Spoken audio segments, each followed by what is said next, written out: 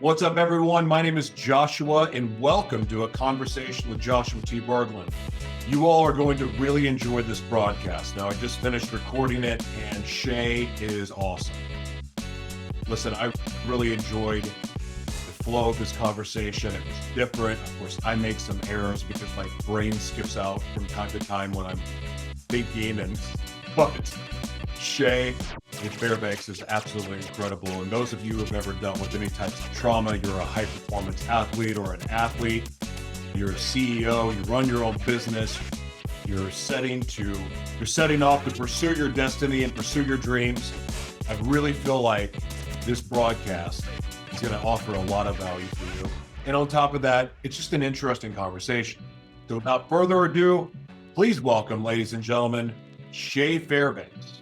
Thank you for watching. Shae, welcome. I'm so glad you're here today, my man. Welcome to a conversation with Joshua T. Berglan. May I ask, my friend, what are you grateful for today and why? I love this question. I actually do it every morning to start my day. But the thing I'm most grateful for today is breath in my lungs, blood pumping through my body, and being alive. And I don't know if there's anything more grateful than that, to be more grateful for than that. Normally, I would take that as a cop-out answer because a lot of people are like, I'm just grateful to be alive.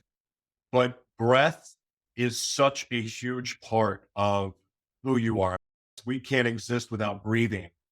But breathing to you has a whole other level of meaning. Do you care to explain that with the audience, please? Yeah, absolutely. So I'm a performance coach. I mainly work with either athletes, CrossFit athletes, or business people. And one of the main things I work on with all of them is breathing. And that's the place I start with all of my clients. Now, a lot of people are thinking, oh, but what about all the other habits? And with CrossFit athletes, they're always wondering, oh, I don't want to do this breathwork stuff where I'm laid down on a mat. I want to be lifting these heavy weights and doing the gymnastic stuff, all the sexy CrossFit moves. Or the business people wanted, how do I maximize the business outcomes that I'm trying to influence? But my main thing is let's start with the breath, let's connect to it. And there's a great quote, I can't remember who says it, but the body can last 30 days on average without food, 3 to 4 days without water, but most people can't even go a minute without air. Man, this brings up a lot of questions for me because I've started to recognize like just how much breath can be medicine in some ways. And I had a lot of trauma. Our stories, when I was looking into your story a little bit and about who you are and what you're about, I don't know your story, but the key points to it I can relate to. Trauma, bad relationships, bad business decisions. I knew my purpose, but I was scared of it. Not so much I didn't know it. I knew it, just was terrified. But I could relate to so much of what you talk about. And I found myself when I was reading about you, I was holding my breath, which is something that I do from time to time with just my own self. When I get stressed out, I forget to breathe. I forget to breathe a lot, in fact. And I can't figure out why that is. Like, why would somebody just stop breathing? And this was before I quit social media. I put it out on Facebook. And one of the things that I heard was that this is all trauma related. You still have some deeper healing to do. This is why you're not breathing. And that is such a mind F for me because I know I need to breathe. How do you just forget to breathe? Like you breathe as soon as you come out of your mama. So how do you forget to breathe? Do you know anything about that?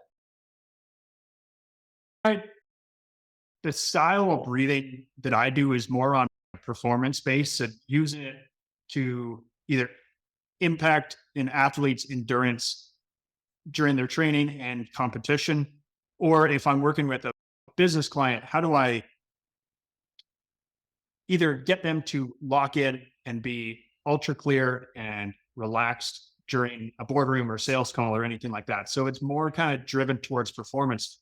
I do know for myself in my experience with some of the trauma I've had in my childhood that one of the number one, there's kind of two things. I like to think of it as there's high performance habits, and those are the habits that create high performance and allow people to be high performers. But then there's the tools side on the other side. So high performance tools. And those are the things that I think you can use to impact those habits. And so one of those ones is breathing for me. So one of the things that allowed me to get over is a bad word, but process and heal and learn to forgive and all that stuff when it came to the trauma that I'd experienced and moving towards my purpose was breathing. That was one of the number one tools I found. And when I did find it, yeah, I locked in with it to begin with, and then it went away. But I always kept coming back to breathing, and then it became like this focal point of all the performance tools I use for working with any of my clients. Interesting. Do you I used to practice yoga 6 days a week, and I was doing that and lifting, and that really taught me how to breathe. And then I had 2 back surgeries and just never got back in the habit of doing it. And but I know how powerful that was for me when I was doing it. And one of the things that I used to hear a lot was to breathe into the stretch. And I'm curious with in working with high performers or people that are seeking to become high performers in whatever area it is that you're working with them, because it could be sports, business, or just freaking life and parenting for that matter, I would imagine. But is part of the breath work that goes into performance, is there something to do with breathing into the body part or breathing into the area that you're wanting to focus on? Or am I missing this completely? I for sure. And I used to practice yoga. I don't normally practice yoga now. I find because I do a lot of CrossFit and stuff like that, Yeah. it, the yoga tends to, the mobility tends to fall by the wayside sometimes. And that, as a man, I'd say that is something that most of us men just forget to do, or it's not even forget, just choose not to do mobility. Yeah. But in terms of breathing into it, similar to where trauma gets held in the body, I find that's a great way to process that trauma. If you think about the trauma that you've had and the experiences, and then if you think about it in your body, where it lays in your body, if there's tension there, if you breathe into that, you can feel it relax. So it's something I do this. I was coaching this morning with a couple of clients doing some breath work. And one of the things we were working on, well, we kind of work on a lot of things, but it was how do I simulate? So with a lot of the CrossFit athletes, I get them to lie down on a mat and we're simulating a stress situation. So simulating a stressful situation where they're in a static environment where they're laying down, they're not moving, but you can simulate the environment, the stressful environment, and breathe into it to stay relaxed in a static environment. And so I think that's a really interesting piece is you can use the breath to relax different parts of the body. And especially when it comes to athletes, it makes a lot of sense in terms of chatting about it. But now a lot of business people are thinking when I'm in a boardroom, if they're a CEO or a president or someone like that, and it's their turn to talk and maybe they get all tense and stressed. And usually I find it's like the shoulders, the neck, up in this area of their body, they just get tense. What a great breath that I'd actually love to use with most of my clients in terms of that is right before they go into the meeting take 1 or 2 minutes right before they head to the boardroom. And it's a breath that was made popular by a guy named Dr. Andrew Weil. And it's Weil. But it is a breathing pattern. I like to do it for a minute, 2 minutes. And it's you're breathing in through the nose. It's a 4-second inhale. You hold for 7 seconds, and then you're exhaling slowly out of the mouth for 8 seconds. And so you just repeat that around. And it just helps calm down that nervous system and down regulate everything, getting back into that parasympathetic state. So when a CEO is in a boardroom and they feel that tension, they can even just do 2 or 3 quick breaths before they speak. Two quick cycles of a 4-second inhale, a 7-second hold, and then slowly exhale out of the mouth for 8 seconds.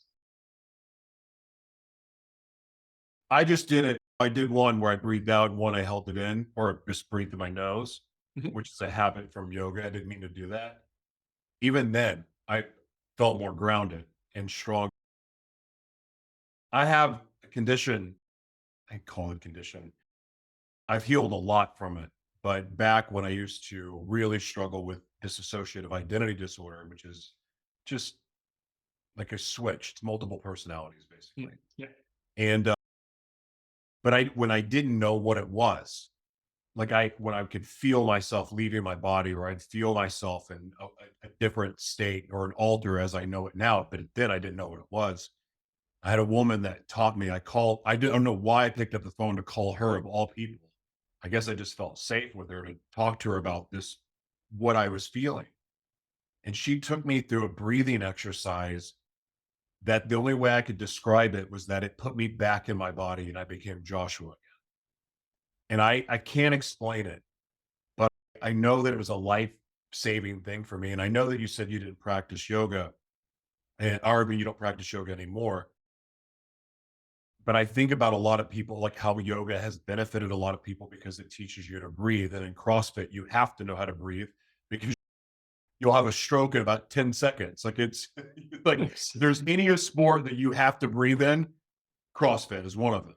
Absolutely. But this for me was terrifying just because I was constantly leave my body and not know what was happening. But it was amazing to me how that simple. Oh no, I know what I was saying. Dadgummit, sorry, I brain farted about the DID. That this happens sometimes. My brain will just skip out. But it bothers me so much is that I'm a follower of Christ and I love the Lord, and yet one of the things that I see a lot with people that share my faith is they attack yoga. And it just baffles me because I get some of the symbolism and stuff like that. But the aspect of stretching and breathing, it's one of the most important things that we can do. The breath part, of course, and the stretching, of course, also. But breath work, there's like a supernatural power to it because it can change everything for you. It can change going, like for me, if you're having a panic attack, if you're super stressed out, if you have high anxiety, whatever, or if you're detaching from your body, it seems like this breath has this ability to change it. And even taking the time to take a couple breaths, where some people say, I need a glass of wine or I need to take a bong hit, and I'm not hating on cannabis. But when you go to those things, a lot of the time you can just breathe, right? To get that desired effect that you're seeking through drugs. Is that true? I'd say so. So I definitely struggled with substances in the past myself, and Yeah, me too. it's something I've struggled with, and then I've overcome, and I'm out on the other side looking back at people, and I actually think of those things. They're also tools, but I call them tools of escapism. So it's a tool you can use to escape doing the hard work, which is actually healing. Mm. And the healing process is the challenging part. And that's where you can use the other tools like breath work, like journaling, like all these stuff that you wouldn't normally look at, the praying, meditating, whatever your spiritual or your faith is, whatever practice that associates with that, you can use that as that's a fantastic tool. Now I'm not a I wouldn't call myself religious. However, I have been baptized. I do believe in God. I do believe in heaven, but I also believe in the energy of the universe. So I believe in a bunch of things, which some people might not like, and some people might love that. I don't know. I don't get in know. with the church crowd and the yoga crowd. And the church crowd doesn't like me very much, so it's fine. And I wish that Boy, this could turn into a 5-hour conversation. I'm with you on this. The Bible's saying a lot more than most people. And at the same time, we're not reading out of a complete Bible. So for anyone to bash someone else because they're not doing what the Bible says is missing the bigger game that's happening right now. I think the Bible's the one right there, and there's one right there. I love it, but it's not a complete work. So Christians that hate on other people for practicing yoga or doing anything else is not really getting what Jesus was telling us. But that's another. Religion has ruined Jesus for everyone. Yeah, exactly. So I don't care about what other people think. Anyway, so for me, my life change happened in a jail cell. My sixth time was facing 5 years, and I had a dramatic experience. And I'll leave it at that for now. We don't need to talk about that. But that said, that's about the only thing that I relate to with most believers. And it's sad that it's come to this, because there's all of these useful tools that are out there, but because some man decided that this is wrong or whatever, then it's been demonized and people don't use it. But it's okay to use pharmaceuticals that poison you and kill you, but God's medicine, cannabis, mushrooms, things that grow from the ground, like those are demonized. Are you kidding me? It doesn't even make sense to me. So anyway, I think everyone's priorities are screwed up, and we demonize things like breath work, and we say this is woo-woo and sound therapy. But yet, if you get into the actual science of these things and you read about it, there's probably more proven benefits to breath work and the things that you teach than there is most of the pharmaceuticals. Oh, and guess what? There's no side effects either. So what you're doing is super important work. So you don't need to apologize for not being religious or any of that other stuff. That you don't need to do that. It's all good. It's I think the apology comes from being Canadian. It's being a Canadian. You just want to just be polite, apologize for anytime you say something that someone might take offense to. That's really true. Like that Canadian nice thing, that's real. Is it like Minnesota nice? Do you know anything about that? I've never been to Minnesota, but I imagine that they might have just come down from Manitoba and stayed there. I don't know what it is. It's something I work on. Is like, how do I just not say sorry for just being myself? It's like it happens. It's reflex. I broke the habit finally. I used to apologize about everything because I needed to or thought I needed to. And then it became this weird habit, almost like a crutch. But I had a friend that sent me this, and it was a clock. And on the clock, it said, it's time to quit effing apologizing. That's all it said. I'm like, okay, That's good. I get it now. I've broken my habit. Absolutely. Is it really cold there right now? I'm not in Canada right now. Okay. Where you at? I'm in Costa Rica. Costa Rica? Yes. Yeah. Which part of Costa Rica? I'm in San Jose right now, in the capital.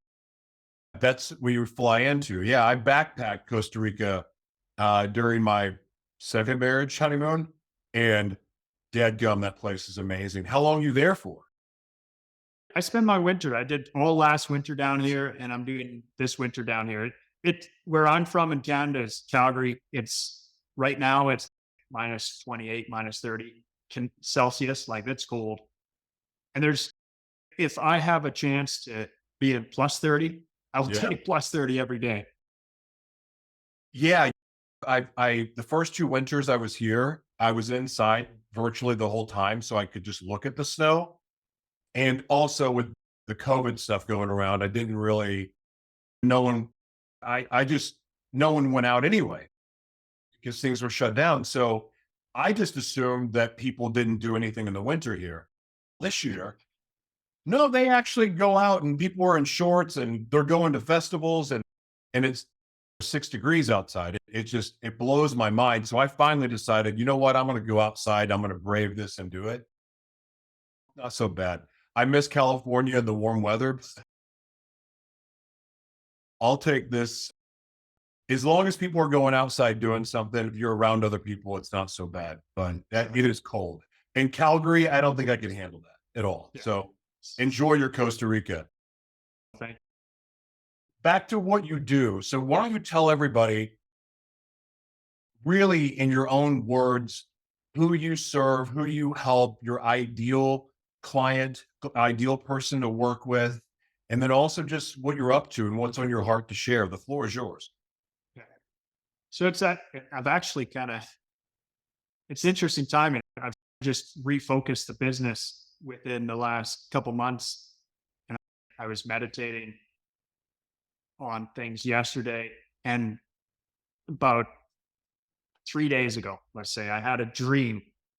And while I was asleep, I think I was asleep, it was as if I was like the whole business just was playing in this dream. And during the dream, I consciously remember thinking to myself, I should wake up and start recording this. Like I should start speaking what I'm seeing and Yeah. record what's going on through like a dream. And so I meditated on it. And then I meditated again last night. And I was like, yeah, 100%. This is what I need to do. And while meditating, I came back to turn my phone on to voice memo, hit record, and went back into the meditative state. And then started just the vision was there and then the whole business was there. And I just started rattling it off. So, who I used to work with is men specifically, working with kind of healing from a trauma aspect, moving towards stepping out of their victimhood, stepping out of the things that hold them back from living the life they truly desire into kind of a high performance life, using those high performance tools and those high performance habits to impact it. So that was what I was doing. And I was also working with CrossFit athletes. So I'm changing, refocusing, and moving in a new direction. And this is just what was coming to me in this vision. And it's like that is what my business is now fully 100% aligned with, was working with leaders and helping leaders become visionaries in their chosen industry, in their chosen profession, personal life, you name it. If someone wants to be the greatest mother, they want to be the greatest father, greatest business person, greatest athlete, whatever it is, just working with those people that are already high performers that are wondering, how can I really maximize my high performance and my human performance and really drive forward? So that's kind of what I do, what I'm working on. It's all of that stuff. And I love it. I'm super passionate about it. I think you can hear it in my voice. You know what? I have a lot of respect for people that are just that put their passion into anything they're doing.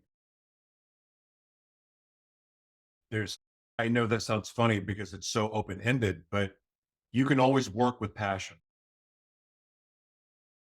When someone doesn't have it, it's really hard to be around. And it's sad and it's heartbreaking to me. And of course, the demographic that my heart is led to serve are the people without passion or have lost it, that have forgotten what their dreams were like, that their addiction and abuses and prison and all that stuff is just sucked it out of them. And I can see, and it's interesting how we're all called to serve different people and or different demographics. And we serve, I believe that we serve, or we're called to serve the area in the areas that we've healed our own selves from. And and at the same time, like I can imagine the challenges that come with trying to working with high performers. And there's challenges in with anyone we work with, whether it's a customer or if we're a ministry and it's who we're serving or a nonprofit, we always have challenges. But what I want to ask you is, what would be the biggest challenge working with high performers that wouldn't be so obvious to the audience? And maybe talk about give it an example of how you work around that.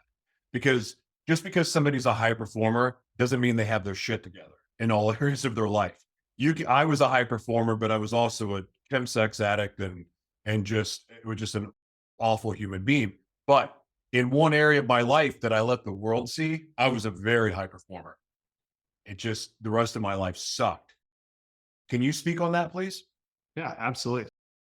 I first just define what high performance means to me. And it's something that I get asked all the time. People are like, what do you mean high performance? What is that? And I believe it is succeeding over the long term while also maintaining positive well-being and positive relationships.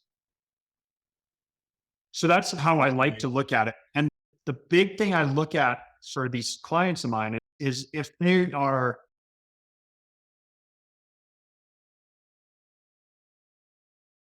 the biggest thing that I challenge my clients with, and the thing I almost guarantee is I can give you back 1 hour a day.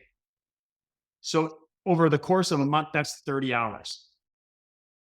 If that's so in a week, that's a full work day in a week. You're getting 4 full work days back in a month.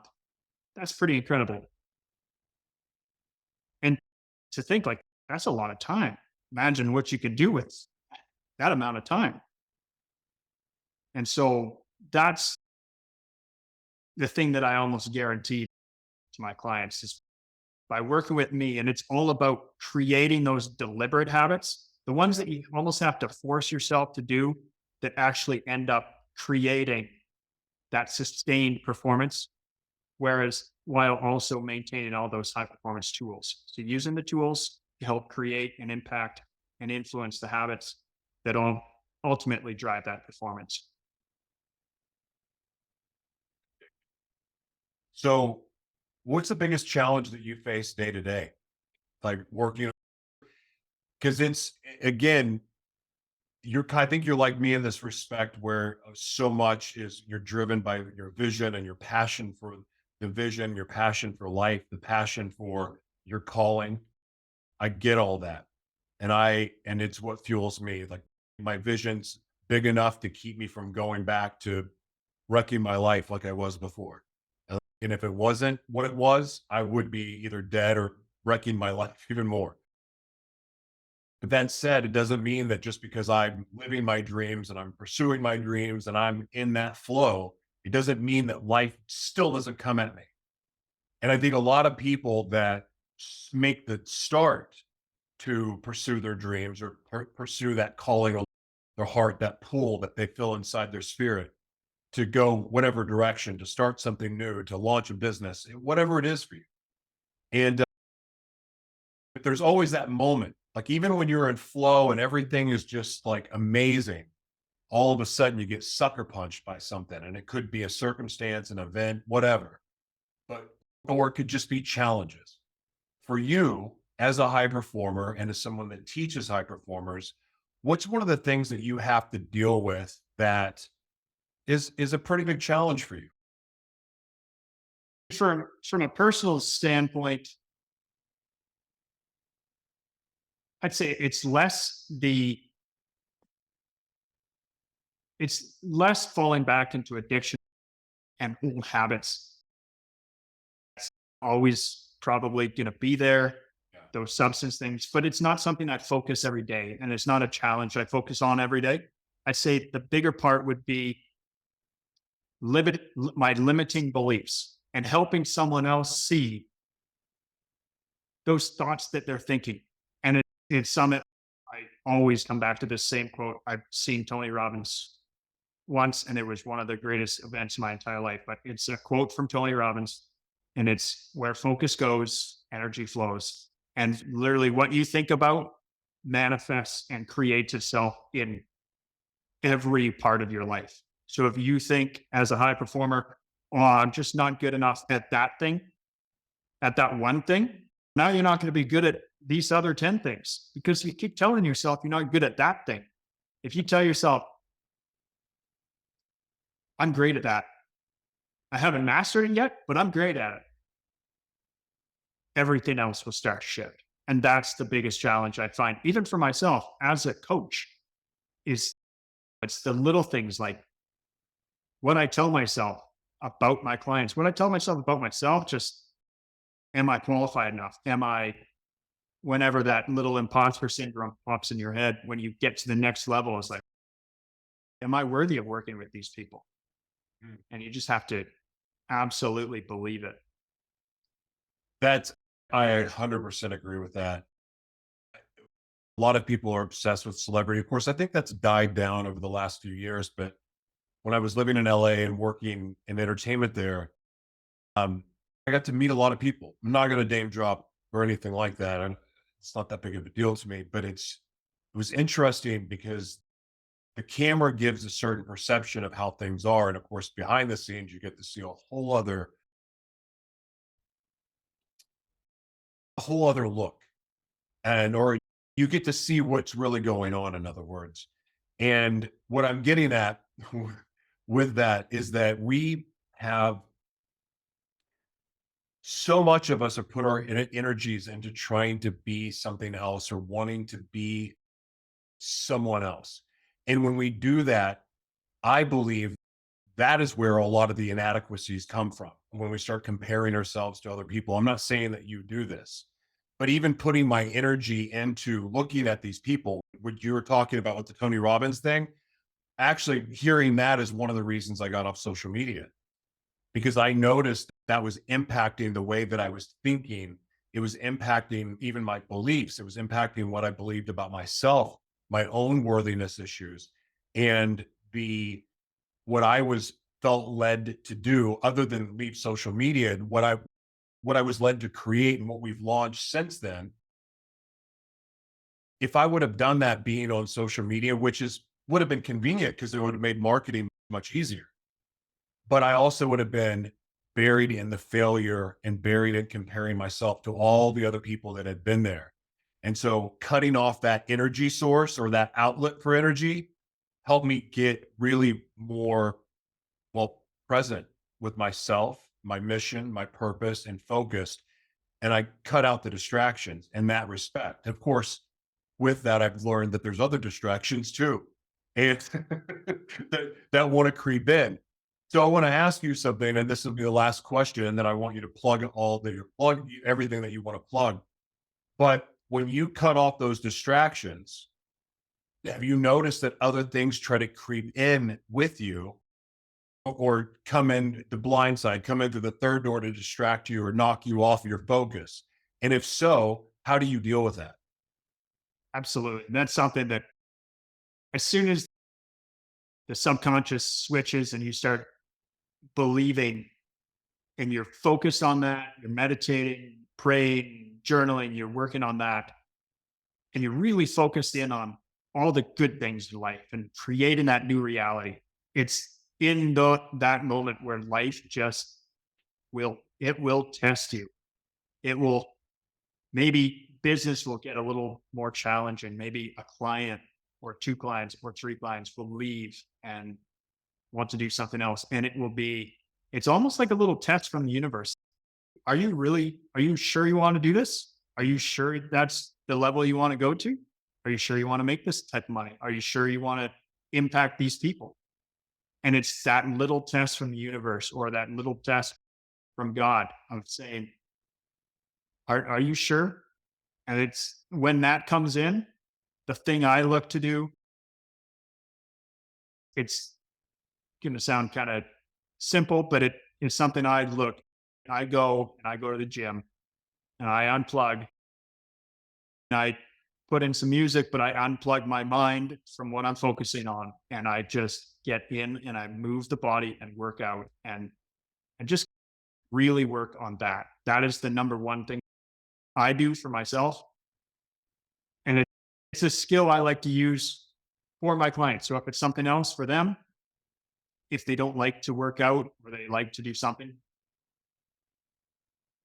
the other thing I like to do would be go for like a 30-minute walk. Hmm. Just get outside, move the body, be in nature,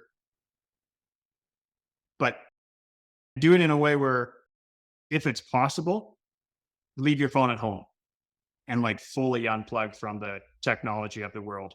Just go for a walk. Leave your wallet, leave your phone, take what you need, like your keys to get in, and that's about it. That's a good suggestion. Don't forget your keys. Please plug where everyone can find you. If you have an offer that you want to give to the audience, whatever, I mean, whatever it may be, plug anything you want. You can find me on Instagram at Shea.Fairbanks. It's SHEA.FAIRBANKS. As well, I'm on LinkedIn, Shea Fairbanks. It's on there as well. I post on both of those two social media applications, I'd say, more than anything else. And if you're interested in learning more about what I do and taking any of my courses or offering like that, it is at my website is nutrivewellness.io. So that's NUTRIVE wellness.io. And I am running a little kind of holiday into 2023 holiday season, December, January season offer. My normal 4 months of coaching, but I'm extending, throwing in 2 months free coaching. So it's 6 months of coaching. And if interested, send me a DM on Instagram or send me a message on LinkedIn. I'd be happy to jump in and share it. Awesome, man. Thank you. I really enjoyed it. Enjoyed speaking with you. Look forward to following your journey on LinkedIn. I'm not on Instagram, but I do. I'm on LinkedIn. And look forward to following your journey, man. Thank you so much for your time. God bless you and have an amazing holiday and enjoy Costa Rica. Thank you, Joshua. Appreciate the time, man. See you, brother.